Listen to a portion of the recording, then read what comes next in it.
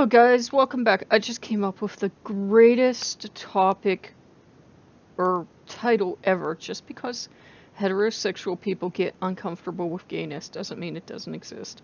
Now, I've done a few gay topics before, and one of the problems we have in our religion, whether you're Wiccan or pagan or whatever you call yourself, is that a lot of people equate gay with wrong. I don't know if they got it from our culture, if they got it from Christianity, or where they got it from, but sadly a lot of people do. And what broke my heart was I was reading this pretty well-informed article this person wrote about gay gods and goddesses, and they did not just imaginary pluck this stuff out of the ear. Wiccans, we can do research. They talked about, like the classical lovers, and there are museums with statues of these gods and their male lovers. They exist. And somebody very hatefully, and from a place of a lot of pain, that I don't know if they're in the community or not, told them you don't have to make up stories. I can find my way in the, in paganism, thank you very much. And I'm like, these are not made up stories, sweetheart. These gods were all over the place. And those are the stories we have left. I mean, I would not suggest you literally take after Pan unless you also have a thing for goats. But Pan, for example, was very prolific with people of both genders, any gender. Probably no gender if he could seduce people with, his pipes and his dancing and such forth and such not. And Loki too, like I guess it blows some people's mind that he's not heterosexual because he's, not actually movie Loki. I mean, he could appear that way if he wanted to, but yeah. And people kind of have a problem, especially with gods that aren't just gay or just bi or just straight. People have a problem identifying what those gods are or being comfortable with them. As Loki put it to me recently, he says, well, you did not turn into a straight woman when we married. I'm pansexual, I always will be, just because I'm married to a god most people see as male and many people see as het. It does not mean I suddenly magically became straight just because I'm with him.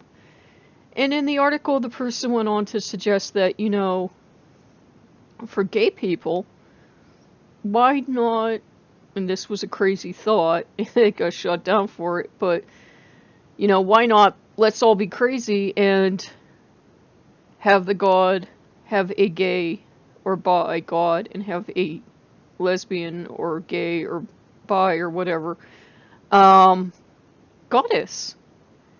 And I'm saying crazy sarcastically because why not? I mean, if you're gay and you cannot identify with male, female, must come together, make babies, if you're like, ew, because you're like, say, for example, asexual, or you're, it just doesn't float your boat, you shouldn't be forced into those parameters. But everybody went freaking nuts. There was like maybe, I think, one person that agreed, but they were kind of mad. Now, the other extreme end, the danger is, and it's been discussed before in our community, especially for Lokeans, is forcing certain gods on people because they are gay. I don't think that helps either. I don't think saying, you're bisexual, you'll love Zeus, or you're pansexual, you'll love Loki, or whomever.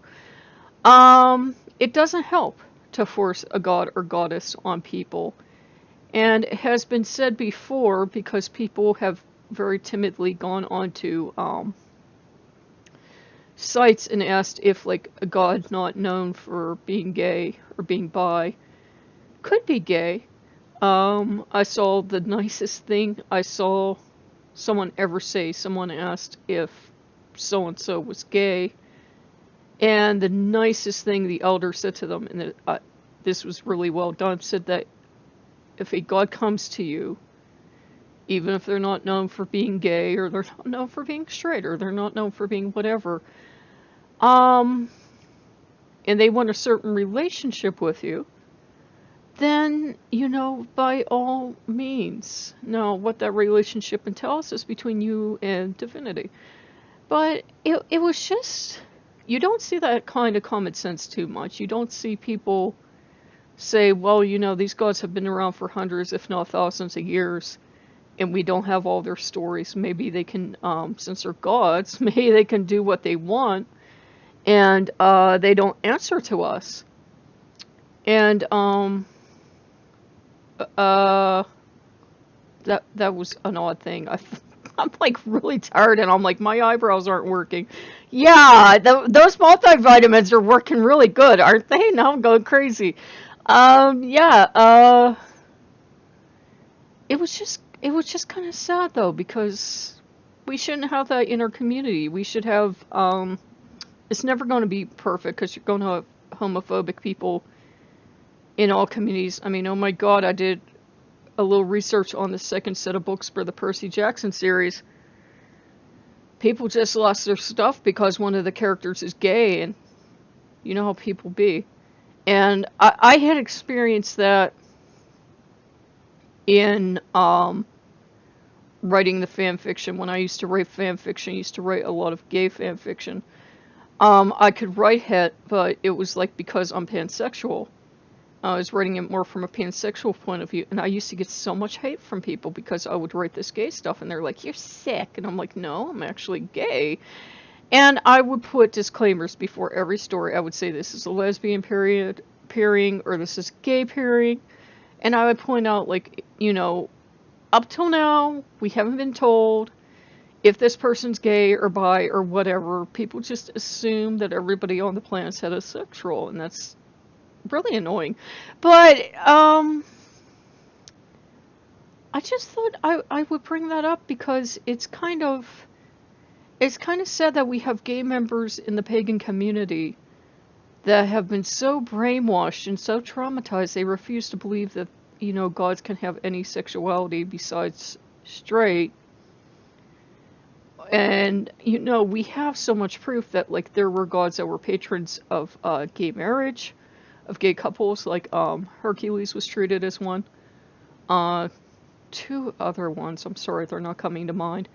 And most gods, they don't care who you love, they don't care.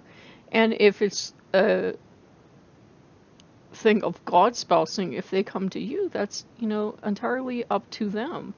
There have been women that have written lesbian love poetry and songs to goddesses that were either protectors of lesbians or that they had fallen in love with. And if the goddess didn't smite them and have a problem with it, I'm like, what business is it of yours?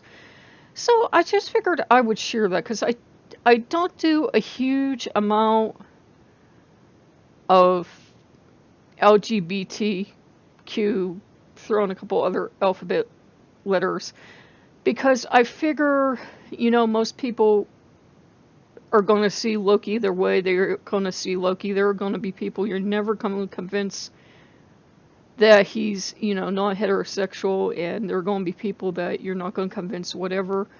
And there are people that just think he's a deviant anyhow, and then they use that to, like, fire up their anti-gay agenda or whatever. But I figured I would touch on it because it was kind of sad to see somebody in the community absolutely lose it, because they have been so conditioned to see divinity as straight and homophobic. That was the main thing. That it was kind of sad to see. But I understand being older when you go through a lifetime of homophobia and you can't come out of the closet, and then you get forced out of the closet.